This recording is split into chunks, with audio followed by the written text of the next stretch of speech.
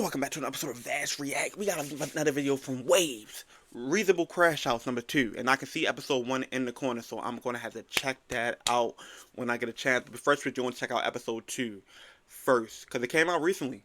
And then we're going to dive on into the first episode. So as we can see, we got Timmy's dad, Benson, and John Walker. Yeah, a reasonable lineup. Anyway, we're going to check this right out, man. We almost at 2K subscribers. I want to thank each and every one of y'all. The grind does not stop. I'm here for y'all. I'm here for y'all. I will not quit at all. So let's dive right on in. Let's stick your hand in that Kool-Aid. Just stick it in there. I remember that. Take your finger, just do this to the bottom one. He said, I'll kiss you. You orange flavor.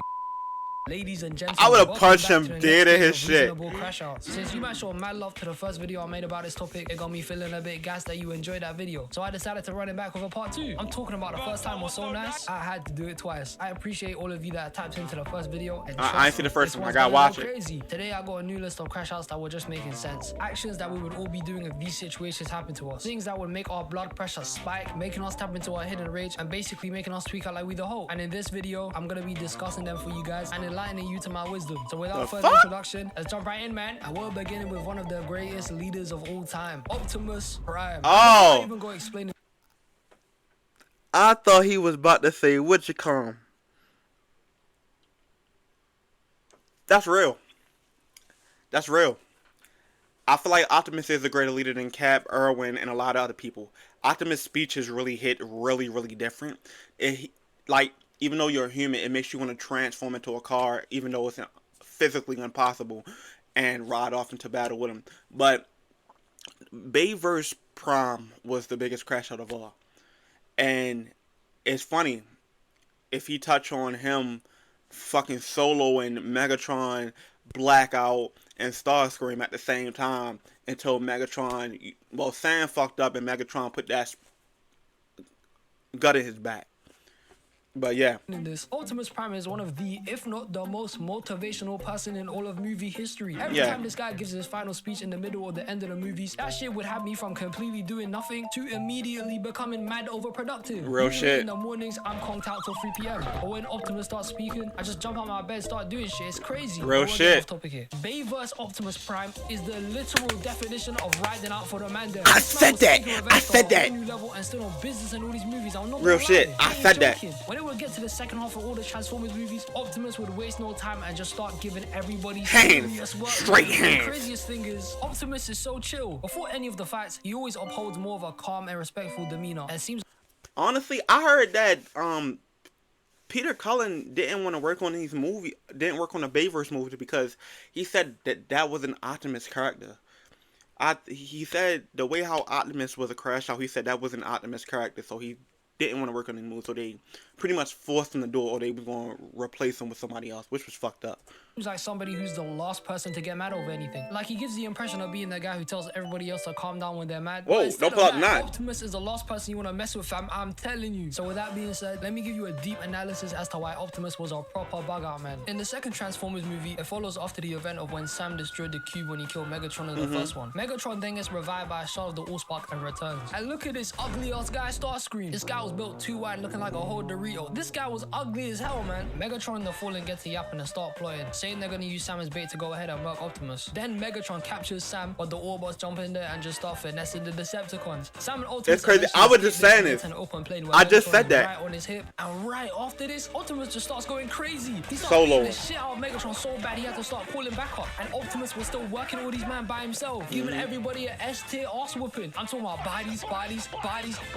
The guy literally clawed a guy's face in half. This guy was a menace, man. But sadly, Megatron sneaks Optimus and just kills my man. And I was low-key I just said that. because that shit was weak as hell. You ain't never sneak no one, man. That's trash. Oh my god, Optimus. I was crying. But that didn't last long because my goal Optimus has been revived and he was straight up aura farming as soon as he came back. The guy literally started digifusing with Jetfire, becoming the most hardest character in Transformers low-key. You can tell from his face, Optimus was ready for that get back, and my man didn't waste any more time. Optimus started giving the Fallen an astronomical ass whooping. I'm talking about he literally tackled him off the pyramid. did. He absolutely violated this man and ripped his face Ripped off his completely. fucking face Looked off, like bro. a whole Scooby-Doo reveal, fam. And just donuts him like he's one anime character. This guy is a sicko, man. But fellow members of the public, this wasn't the last time we would see Optimus crash out. And this definitely wasn't the worst crash out he's done. In the third movie, after Sentinel betrays him and kills Ironhide, rest in peace to my guy Ironhide, man. That was my brother for real. Fucking bullied Sentinel.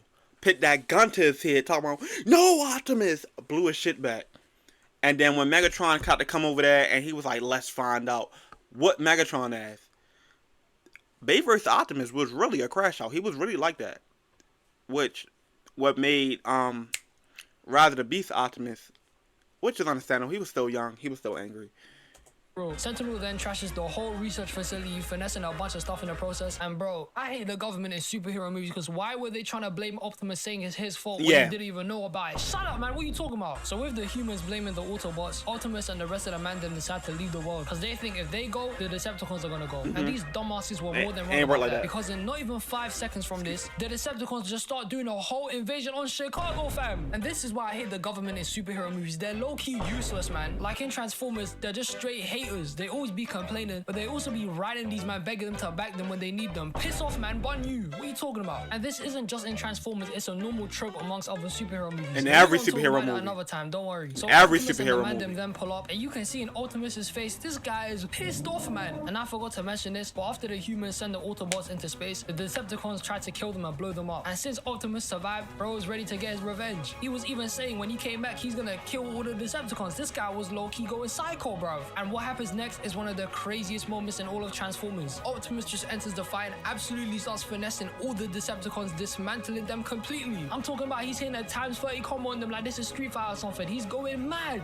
And this was really one of the most cinematic scenes in the whole franchise. This shit was low-key beautiful, I'm not gonna lie. But then Optimus sees the Op Sentinel and just starts straight giving this guy this work in a 1v1. And then it just goes on to a scene of Megatron, and I'm not gonna lie to you, man. Megatron was shook of Optimus the entire third movie. After Optimus finessed this guy completely in the second movie, he literally wore a cloak the whole entire third movie because he was definitely shook of running the fate of Optimus. And shit, I would be too with the way Optimus doesn't play about getting revenge. I'm not gonna lie, he gets get back deviously. But somehow, Megatron gets convinced to back Optimus and starts helping him against Sentinel. And then this guy was getting so brave, he thought he could run the fate of Optimus. And in my chair, I was thinking, damn, he really about to rock his shit. So Optimus with one arm just slices and splits Megatron completely, bruv, ending this whole man's career. And then Optimus just picks up his strap and double pumps Sentinel like it's Fortnite and completely ends this man's whole existence, bro. Optimus just carried a common personality trait throughout the movies, and that was that he literally just doesn't take anyone's shit. Optimus isn't your average type of heroic character. In the Bayverse movies, he doesn't follow the whole mercy idea most heroes live by instead. I would actually say Optimus just follows a mindset of doing whatever's necessary to protect humanity and the rest of the Autobots. Optimus has shown time and time again throughout the movies he has no problem killing anyone. He literally doesn't hesitate to do so, and normally I feel like people would have something against this, pointing him out as a menace or possibly even a villain himself. Yes, I'm not gonna lie, Bayverse Optimus was definitely a crash out. He was low-key being a psycho in the first 3 movies, I'll be honest. But if you look at every time he would be fighting the Decepticons and going to his extreme methods, it was most of the time because they did something crazy to him or his friends. Like in the second movie, how he literally died, they killed him. But what person would be normal if they died and got resurrected? Exactly.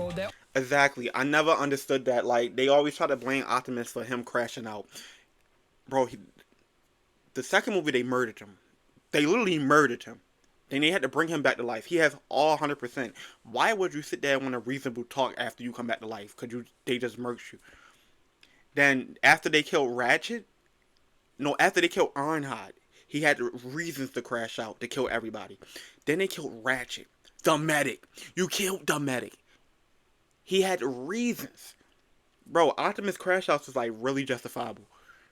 They're obviously gonna crash out. And you can argue heroes are meant to be better and take this type of stuff on the chin. But the guy literally died, fam. This was a whole different situation. And in the third movie, it wasn't just about Sentinel killing Ironhide. It was also about the betrayal Sentinel did to Optimus. Optimus respected Sentinel and even almost gave this guy the matrix of leadership that would have probably made him stronger and the most powerful in the movie. It was a breach of trust as much as it was a murder of his friend. He looked up to Sentinel. He used to be his student. And the fact that he betrayed him was probably a lot for Optimus to even deal with at the time. And then on top of that, he also murdered Ironhide, one of his longest friends and comrades surviving the end of Cybertron. That shit will probably hit. Wait, Sentinel.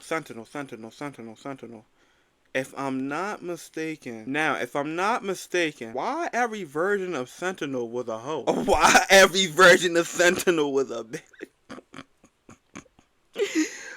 What's the virgin? Wasn't that Sentinel in Transformers Prime as well?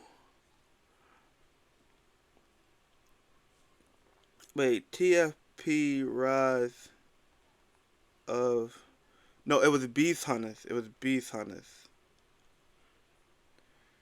And wasn't that... I believe that was Sentinel that was with them that tried to...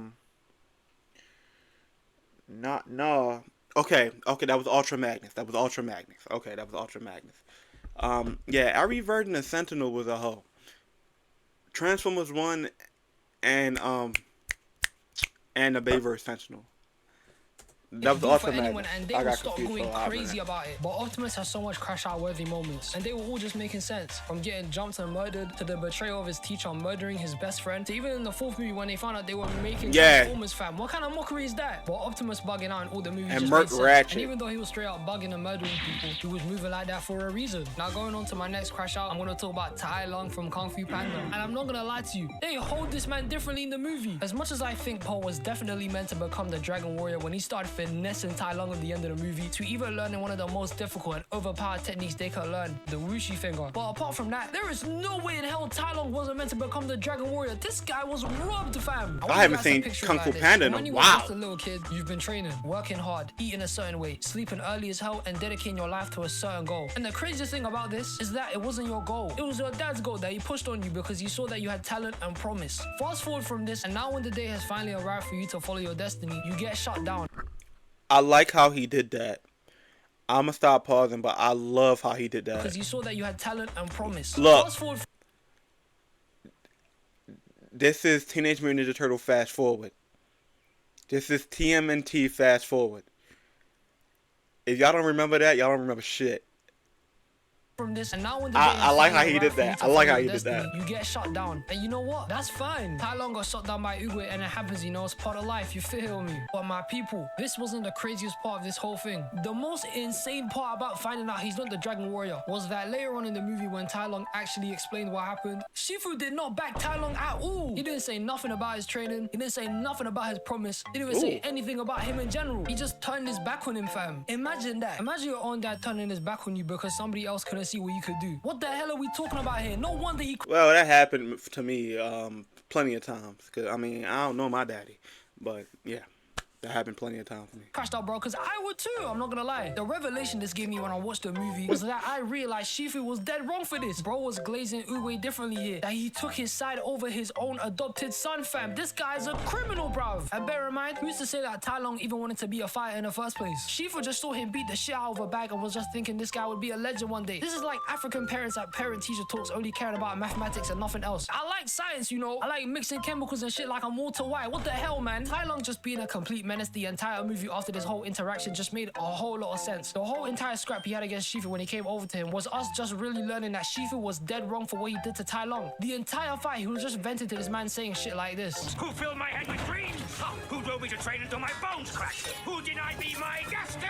And during this fight, there's even more moments that make you realize that Shifu was a straight bozo to Tai Lung. Like when Tai Lung shares that all he ever wanted to do for Shifu was to make him proud. That's why in the first flashback Tiger shares to Paul about Tai Lung, as soon as he kicks the bag, you can see the first thing that he tried to do straight away was just look at Shifu so he could get his reaction. He just wanted Shifu to acknowledge him and give him attention like any kid wants from his parents. Shifu even told him things like he's destined for greatness, pushing the Dragon Warrior ideology on him even more. Tai Lung has to be the most misunderstood villain in all the Kung Fu Panda movies. The guy was lied to, betrayed by the only person he wanted validation from to be Bell. And the fact that he sided with Oogway and didn't even say anything to Tai Lung was real crazy, fam, I'm not gonna lie. And then they just decided to chuck him into prison to stop him from getting a scroll which had nothing on it. That's peak, fam, I'm not gonna lie. To me at least, I don't even see Tai Lung as a villain. I see him as more of a broken person rather than the bad guy. Tai Lung obviously had some villain moments, like when he escaped prison and absolutely beat the shit out of everyone there, to when he just dismantled the entire Furious 5. As much as these are bad moments to hold against Tai Lung, remember what originally even caused Tai Lung to do this in the first place, my people. At the end of the day, Shifu's the reason why this guy's like this. And if you ask me, Tai Lung ain't a villain. He's just a guy with issues, man, I'll be honest. And now this brings me to the final crash out of this video. I'm gonna have to rewatch Kung Fu Panda movies. Cause if wasn't that 3? If I'm not mistaken, that was 3. I'm gonna have to rewatch Kung Fu Panda movies. I'm gonna have to rewatch And the them. person I'm about to bring up has to be one of the most relatable people of all time. Who? His crash out was so justified that I truly believe that this guy had one of the most tragic moments in all of fiction, fam. This shit low-key was making me feel sorry for this guy, bro. But without further yapping, let me introduce the final crash out of the video, Ken from the B movie. And I'm Justifiable. Justifiable. Very justifiable. Imagine your woman flirting with a fucking bee. And she takes the B side. Oh my god. Oh my god. Oh my god. cut the shit and get straight to it. Ken was right the entire movie. There is no way in hell that the movie really tried to paint him as the bad guy when Barry literally destroyed his relationship. I Barry's said that. just a B, fam. His said girlfriend that. literally broke up with him for a B, bro. Ken was the only character in the movie actually questioning and being weirded out by Barry. Everybody else was somehow okay with seeing and hearing a talk and be acting like that's normal. But somehow Ken was being painted as the crazy one in the movie. What are we talking about here, man? When I first watched this movie as a kid, I obviously fell for the trap believing Ken was the villain of the movie as he tried to kill Barry. I was just moving mad sus of him the entire movie. But as I've grown up and my brain has developed, I can't feel anything but sorry for this guy because he was the only normal person in the movie. The guy literally got his girl taken by a bee. And she didn't even know Barry for that long as well. That's insane, fam. Truth be told though, I think their relationship was failing already. But that's beside the point because it's the fact that his girlfriend took Barry's side more than his own. And the guy is literally allergic to bees. And she still took Barry's side. That shit is mind-boggling, bro. I'm not gonna lie to you. And Ken isn't allergic like you get a whole rash of your arm type of shit from bees. The guy is deathly allergic to bees. He could have died if he stung him, fam. And she was out here having a whole dinner with Barry as well. And Barry was sitting on his chair, fam. I'll be tweaking there as well. I'm not gonna lie. Imagine you had a whole long day at work, having a whole 12-hour shift, back-breaking hours, and you come home to a nice cooked meal, and all you see is your partner eating with a bee, bro. I'm not gonna lie to you, man. If I saw this, I'm gonna sign out of life, bro. I swear down. And I love the whole story of the bee movie of how Barry was trying to get rid of exploitation of bees for honey. But that whole thing didn't matter because they all gave them honey at the end of the movie anyway. Ken was the only sane person in the entire movie actually making sense. And DreamWorks really tried to make us think that he's really the bad guy. When we all know if we were in the same position as Ken to be losing your partner to a talking bee in the space of like a couple of days, we would all be crashing out and going crazy. Be for real, man. Yeah. In conclusion, Ken was right the whole movie, bro. Ken was right. But we at the end of the video, and these were some more crash outs I had. If you lot got any more crash outs or even disagree with the ones I mentioned in this video, write them down below so I can see the different ones you man got. But I appreciate all you man that stayed to the end of the video. I hope you man have a blessed day, and I'll see you in the next one. Peace. Now, he made 3 great points of crash outs being reasonable. Now, everybody else, like, from this video, I believe, yeah, everybody crash out was reasonable. Ken crash out was definitely reasonable.